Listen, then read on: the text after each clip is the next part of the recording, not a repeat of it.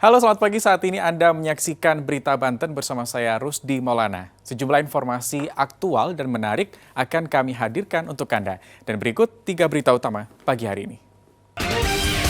Penderita DBD terus meningkat, 1 pasien meninggal dunia.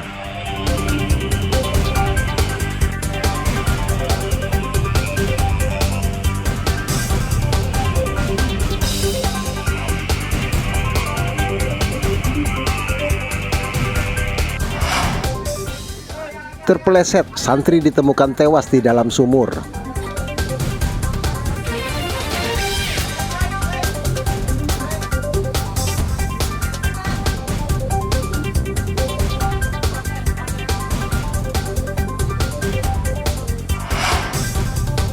...29 rumah yang rusak berada di zona merah pergerakan tanah.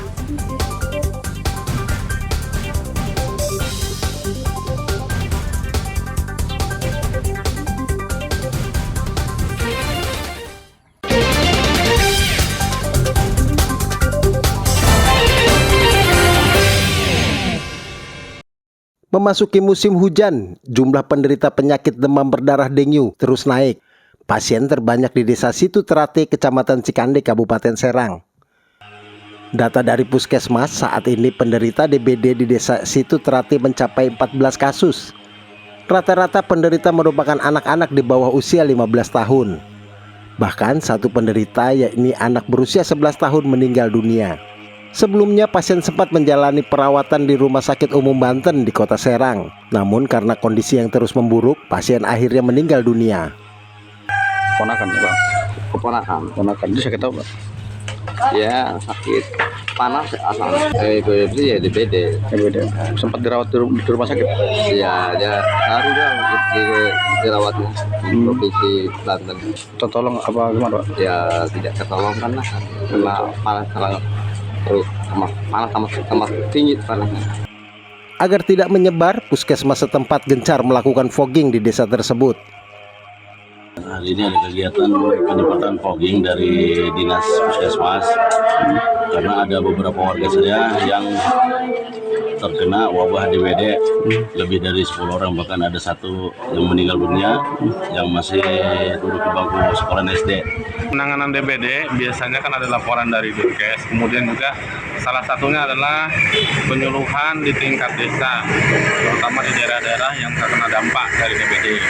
Nah, ini sudah kita lakukan, kemudian juga kita mengajukan kepada masyarakat melalui kader, melalui RT dan RW, Pak Kades, untuk melaksanakan kegiatan bersih-bersih atau gotong royong.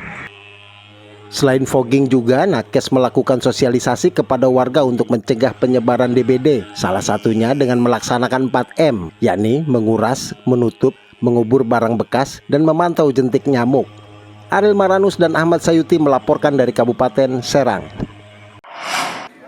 Diduga terpeleset saat akan mengambil air wudhu, seorang remaja berinisial M yang merupakan santri di pondok pesantren di daerah Tunjung Teja, Kabupaten Serang, ditemukan tewas di dalam sumur.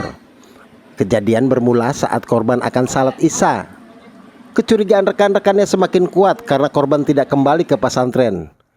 Keberadaan korban baru diketahui pagi harinya saat teman-teman mencari di sekitar sumur. Korban ditemukan sudah mengambang di dalam sumur. Evakuasi korban dilakukan oleh tim Basarnas, petugas damkar, TNI, dan Polsek Petir. Jasad korban akhirnya diangkat setelah 1 jam personel gabungan mengevakuasi di dalam sumur. Seorang warga sedang mengambil air wudhu dan terpeleset di dalam sumur. Pihak yang di TKP, damkar yang bertugas Regu B2 dan dibantu oleh Basarnas, pihak kepolisian serta warga setempat. Untuk kondisi korban? Untuk kondisi korban meninggal dunia. Atas permintaan keluarga dan pesantren, jenazah langsung diserahkan ke pihak keluarga untuk dimakamkan. Ariel Maranus dan Ahmad Sayuti melaporkan dari Kabupaten Serang. Rekaman video dari penumpang memperlihatkan petugas kereta api Indonesia terus memperbaiki roda komuter lain yang tersangkut kawat kasur. Dari keterangan tertulis yang dikirim oleh pihak KAI Komuter Line kepada media menjelaskan bahwa penyebab terhentinya perjalanan diakibatkan kawat kasur tersangkut di roda komuter lain hingga perjalanan dihentikan sementara waktu. Salah satu penumpang mengungkapkan saat dirinya naik dari Tanah Abang dan pulang ke Serpong, namun sampai di Pondok Ranji tidak bisa melanjutkan perjalanan, sehingga banyak penumpang yang beralih ke transportasi lain. Ini tiba-tiba keretanya berhenti, terus kurang tahu sih kalau alasannya kenapa. Terus kalau yang mau ke arah Rangkas Bitung tuh dipindahin ke peron 2, cuman karena rame banget, jadi aku pilih keluar dulu aja, cari makan juga. Oh, tapi nanti akan menaiki kereta ini lagi atau gimana? Kemungkinan enggak juga sih, nanti cari alternatif lain buat balik ke... Berarti cari alternatif lain? Iya, soalnya ini nggak jelas juga sih Kak. Hingga Selasa malam, perbaikan roda pun selesai dan perjalanan komuter lain sudah bisa dilanjutkan kembali. Komuter lain tersangkut kawat kasur diperkirakan jam 7 malam. Ariel Maranus dan Sabudin Atar melaporkan dari Tangerang Selatan. Akibat kurangnya pasokan, kebutuhan pokok seperti beras dan sayur mayur mengalami kenaikan harga, seperti terpantau di Pasar Badak, Kabupaten Pandeglang.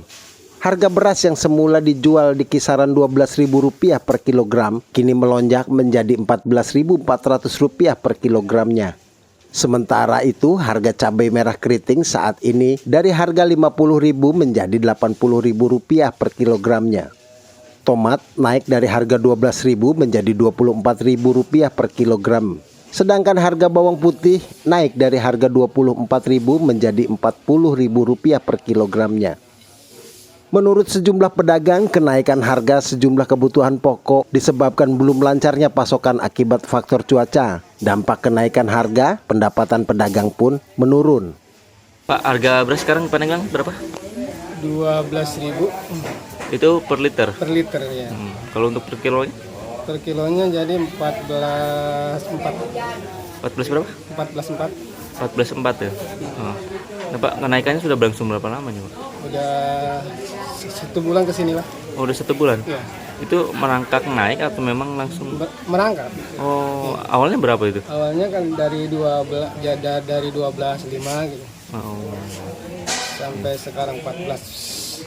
Ini yang mahal itu cabai merah. Itu dari harga 40.000, sekarang udah naik lagi, udah 3 hari. Harus ngejual 80.000 lagi. Untuk itu juga bawang putih, tadinya 24.000, sekarang 3 hari ke sini ya, itu udah nyampe 40.000 lagi. Untuk tomat juga, itu dari bulan Januari turunnya nggak normal, naik turun. Untuk sekarang dari harga 12.000, sekarang harus kejual 28.000. Diperkirakan tingginya harga terutama beras masih akan terjadi dalam beberapa pekan terakhir, mengingat para petani belum memasuki masa panen. Ariel Maranus dan Andre Sopian melaporkan dari Kabupaten Pandeglang.